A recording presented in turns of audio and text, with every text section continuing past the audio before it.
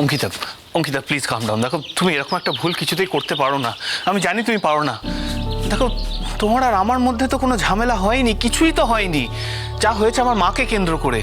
আচ্ছা তুমিই বলো না, তুমি তো এই বাড়িতে এসেছিলে আমায় দেখে, আমার মাকে দেখে তো নয়। ভুল করেছিলাম, সেই ভুলটা এখন সংশোধন করছি। এটা ঠিকই যে আমি এই বাড়িতে এসেছিলাম তোমাকে দেখে, কিন্তু আসার পর থেকে শুধু তোমার মাকেই দেখছি। আমি দেখছি প্রত্যেক দিন তোমরা বাড়ির প্রত্যেকটা লোক তোমার মাকে কিভাবে ট্রিট করো, কিভাবে অপমান করো, কিভাবে বঞ্চনা করো। দিনের পর দিন তুমি তোমার মাকে কিভাবে অপমান করেছো, কিভাবে ইল ট্রিট করেছো, সবই তো আমি দেখেছি। আর দেখতে দেখতে আমি অ্যাকচুয়ালি তোমাকে ভালো করে চিনতে পেরেছি। কি বলতো, তুমি আমার সঙ্গে এই কাজগুলো করতে পারবে না। তুমি জানো যে তুমি এই ঘটনাগুলো আমার সঙ্গে ঘটলে তুমি পার পাবে না, তাই জন্য তুমি আমার সঙ্গে এই ঘটনাগুলো ঘটাও না। তুমি জানো আমি ইন্ডিপেন্ডেন্ট, আমার টাকা পয়সা আছে, আমার ক্ষমতা আছে, সো তুমি আমাকে সেম অপমানগুলো করতে পারো না। কিন্তু এই তিনটে জিনিসের মধ্যে আমার যদি একটাও না থাকতো, তাহলে তুমি তোমার মাকে যেভাবে ট্রিট করো আমাকে এক্স্যাক্টলি সেম ওয়েতে ট্রিট করতে। তাই জন্য অনিরুদ্ধ, আমার তোমার সঙ্গে থাকাটা জাস্ট হবে না, জাস্ট পারবো না। আচ্ছা অঙ্কিতা, অঙ্কিতা একটা কথা বলো, মানে আমি কি করতে পারতাম, কি করতাম, এইগুলো ভেবে তুমি জাস্ট চলে যাচ্ছ? মানে সত্যিকারের কোনো অ্যালিগেশন আমার উপর তোমার নেই? এর থেকে বড় অ্যালিগেশন আর কিছু হয় নাকি? নিজের মাকে তুমি যে শাস্তিটা দিয়েছো দিনের পর দিন, তার তো কোনো এক্সকিউজই হয় না। সব থেকে বড় কথা হলো, তোমার মা যে হসপিটাল থেকে ফিরলেন, তুমি একবারও তোমার মায়ের সঙ্গে দেখা করতে গেছো? যাওনি। দেখো, তোমাকে আমি মানুষ বলেই ভাবতে পারছি না। আমি তোমার সঙ্গে থাকবো কি করে বলো তো? আমি পারবো না তোমার সঙ্গে থাকতে। আমি ভাবতেই পারছি না আমি এমন একটা মানুষের সঙ্গে থাকবো যার মিনিমাম কোনো সিম্প্যাথি নেই আরেকটা মানুষের প্রতি, যে মিনিমাম এইটুকু আরেকটা মানুষকে বুঝতে পারে না। দিনের পর দিন আমি নিজের চোখে দেখেছি তুমি তোমার মাকে কিভাবে অপমান করেছো। হ্যাঁ করেছি অঙ্কিতা, অপমান করেছি, আর তার যথেষ্ট কারণ আছে, সেটা তো বোঝো। দেখো আমার মা আর আমার পাপার সংসার ভেঙেছে আমার জন্য নয়, ভেঙেছে শুধুমাত্র আমার মায়ের জন্য। কেননা আমার মা আমার পাপাকে হ্যাপি রাখতে পারেনি। তোমার পাপাকে হ্যাপি করার পদ্ধতিটা কি বলো তো এক্স্যাক্টলি? তুমি কি জানো তোমার মা এই সংসারের জন্য এত কিছু করেছেন, তোমার পাপার জন্য এত কিছু করেছেন, কিন্তু তোমার পাপা হ্যাপি হতে পারেনি, তাই তো? তাহলে হিসেব মতো অনিরুদ্ধ, আমি তো তোমার জন্য কিছুই করিনি, এই সংসারের জন্যও কিছু করতে পারিনি, তাহলে তোমার তো হ্যাপি হওয়ার কোনো কারণ নেই। তাহলে তুমি আমাকে এখানে আটকাতে কেন চাইছো বলো তো? আমার বাবার অনেক প্রপার্টি আছে বলে? অঙ্কিতা সব কি বলছো, কেন বলছো, কেন এরকম করে কথা বলছো আমার সঙ্গে বলো? আচ্ছা বেশ অঙ্কিতা, তুমি তো এটা মানবে যে স্বামী স্ত্রীর মধ্যে ঝামেলা হলে তাদের সংসার যদি না টেকে, সেটার জন্য তারা উভয়ই দায়ী। এই দোষটা তো আরেকজন কাউকে উপর চাপিয়ে দেওয়া যায় না, সেটা হয়ও না। তুমি তো এটা মানবে যে আমার মা এবং আমার পাপার সংসার না টেকার জন্য আমি অন্তত দায়ী নই। কিন্তু হ্যাঁ, আমি মনে করি যে আমার মা দায়ী, এবং সেটার জন্য যথেষ্ট কারণও আছে অঙ্কিতা, তুমিও সেটা খুব ভালো করে জানো। আমার মা কোনোদিন নতুন কিছু শেখার চেষ্টা করেনি, কোনোদিন নিজেকে ডেভেলপ করার চেষ্টা করেনি, আমার পাপা যোগ্য হয়ে উঠতে পারেনি, এবং সেই জন্যই আমি মনে করি যে ওদের সংসারটা ভেঙে গেছে। Shut up! তোমার মা তোমার পাপার যোগ্য হয়ে উঠতে চাননি নয় অনিরুদ্ধ, তোমার পাপার কোনো যোগ্যতা নেই তোমার মায়ের সঙ্গে থাকার। এটাই হচ্ছে সত্যি কথা, এটা ভালো করে শুনে নাও। একটা মানুষ সর্বস্ব ছেড়ে দিল, তাও তোমাকে হ্যাপি করতে পারবে না। তুমি এখনো আন্টিকে দোষ দিয়ে যাচ্ছ, এখনো তুমি সম্মান করতে পারছো না মানুষটাকে যে সবকিছু ছেড়ে দিল। শোনো, তোমার মা না অনেক কিছুই করতে পারতো। এই বাড়িটা প্রপার্টি ডেভেলপারকে দিয়ে দিতে পারতো, বিক্রি করে দিতে পারতো, কোনো কিছুই উনি করেননি। উনি আমাদের এই বাড়ি থেকে বারও করে দিতে পারতেন, সেটা উনি করেননি। কিন্তু তাও তুমি তোমার মাকে সম্মান করতে পারবে না, জাস্ট পারবে না।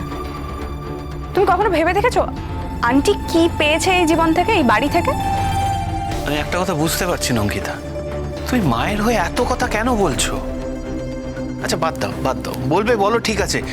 তোমার মায়ের জন্য তুমি আমাকে ছেড়ে চলে যাচ্ছ?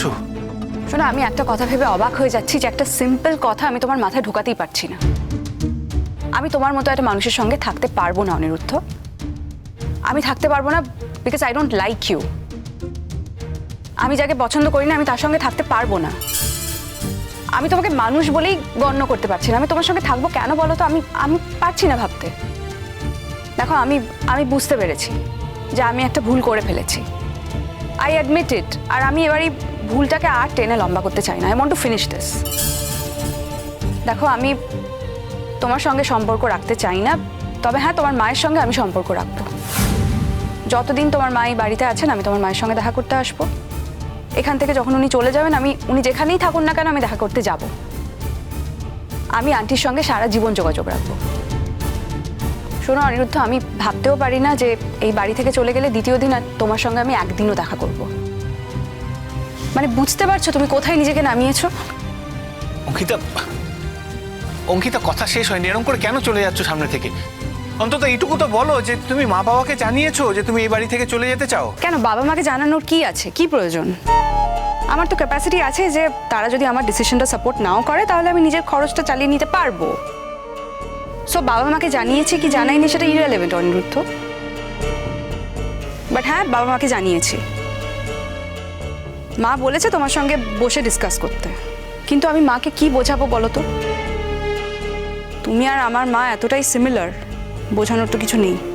আমি মাকে কি করে বোঝাবো যে তুমি তোমার স্বভাব কোনোদিনই পাল্টাবে না, সুতরাং তোমার সঙ্গে আমার থাকাটা হবে না? অঙ্কিতা, পৃথিবীর কেউ বিশ্বাস করবে? কেউ বিশ্বাস করবে যে আমার মায়ের সঙ্গে আমার প্রবলেম হচ্ছে, আমার ঝামেলা হচ্ছে বলে তুমি আমাকে ছেড়ে চলে যাচ্ছ? মানে থিঙ্ক অ্যাবাউট ইট অঙ্কিতা। তুমি বুঝতে পারছো না যে তোমার মায়ের সম্পর্ক দিয়ে আমি তোমাকে চিনতে পেরেছি? শোনো অনিরুদ্ধ, আমি তোমাকে অনেকবার বারণ করেছিলাম, 1000 বার বারণ করেছিলাম যে তুমি তোমার মায়ের সঙ্গে এই বিহেভিয়ারটা করো না, কিন্তু তুমি আমার কথা শোনোনি। দেখো তোমার মনে হতে পারে যে আমি তোমার সঙ্গে যখন সম্পর্ক রাখছি না তখন তোমার মায়ের সঙ্গে কেন সম্পর্ক রাখবো।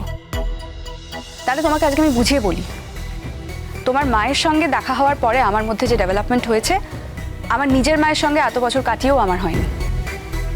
তোমার মার সঙ্গে দেখা হওয়ার পরেই আমি বুঝতে শিখেছি যে একটা মানুষ একা একা বাঁচতে পারে না। একসঙ্গে বাঁচার মধ্যে একটা আনন্দ আছে, একটা ভরসা আছে। মানুষ শুধু নিজের জন্য বাঁচে না, এটা আমি আন্টির থেকেই শিখেছি। আন্টি তো সারাটা জীবন তোমাদের জন্য বেঁচে গেল, কি পেল? পুরোটা ঠকে গেল।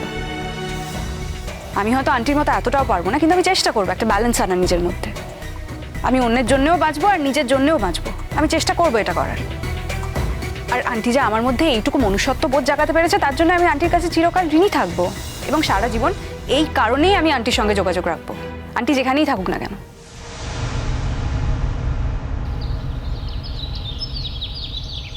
আমরা বিয়ে করেছি বলেই সারা জীবন ঘাড় গুঁজে পড়ে থাকবো একসাথে, এটা তো ঠিক নয়, তাই না?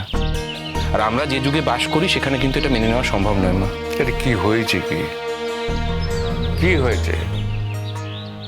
টিয়াকে প্রথম যেমন দেখা গিয়েছিল এখন সে সেরকম নেই, এই তো। দেখো দেখতে দেখতে সব ঠিক হয়ে যাবে। ও বৌমার সাথে থাকতে থাকতে, তাকে দেখতে দেখতে একদিন ও পাল্টে যাবে, যেমন অঙ্কিতা পাল্টে গেছে। ও ঠিক পাল্টে যাবে। এসব কি হচ্ছে বলুন তো বাবা? অঙ্কিতা এসে বলে গেল যে জাম্বুর সাথে ও সেপারেশনে আছে। এখন টিঙ্কাও বলছে যে কিয়ার সাথে বনিবনা না হলে ওরাও থাকবে না। এই সংসার ভাঙার গল্প আমার আর ভালো লাগছে না। আপনি একটু ওদের বোঝান বাবা। তাহলে কি করবো মা? ও যদি তোমার সাথে মানিয়ে নিতে না পারে, বাকি লোকেদের মতো তোমায় অপমান করে, সেটা আমি মেনে নেব? আমি তো বলছি টিঙ্কা, সময় সবকিছু ঠিক হয়ে যাবে। হ্যাঁ, কারুর 8-এ হয়, কারুর 80-তে হয়, হলেই ভালো। ঠিক হয় মিঠুদি। অঙ্কিতা কি প্রথমে এরকম ছিল? সময়ের সাথে সাথে অঙ্কিতাও এরকম হয়ে গেছে, দেখতে পাচ্ছ না সেটা? হ্যাঁ হ্যাঁ, এখন ওসব কথা বলো না টিঙ্কা, এখন একটু সময় দাও ওকে। হ্যাঁ, আমিও সেই কথাই বলছি, ওকে একটু একটু সময় দাও। ও বৌদি, আলমারি থেকে তো জিনিসগুলো বার করতে হবে। হ্যাঁ, তো তুমি বের করে নাও। আমি আলমারিতে হাত দেবো? কেন না, হাত দেবার কি আছে? কি আর আছে এমন আলমারিতে? কিছু জামা কাপড় আর কিছু জিনিসপত্র। আর তেমন কিছু যদি থাকতো আমি তোমাকেই বলতাম আলমারি খুলতে মিঠুদি। তুমি জানো না আমি তোমাকে নিজের থেকেও বেশি বিশ্বাস করি। জানি, ও মিঠুদি, আমার জামা কাপড়গুলো একটু গুছিয়ে দাও না। আমি না জামা কাপড় একদম গোছাতে পারি না, ছোটখাটো জিনিসগুলো ম্যানেজ করে নেবো। তুমি গুছিয়ে দিলে না পুরোটা একসাথে অ্যারেঞ্জ করতে সুবিধা হবে। আমি গুছিয়ে দেবো। Thank you. সবাই মিলে কাজ করছে আর আমি বসে আছি চুপ করে। আরে তাতে কি হয়েছে বৌমা? তুমি তো এতকাল অনেক কাজ করেছো, কটা দিন না বিশ্রামই নিলে। বলছিলাম যে বাবা, আপনি তো আমাদের সঙ্গে যাবেন তাই না?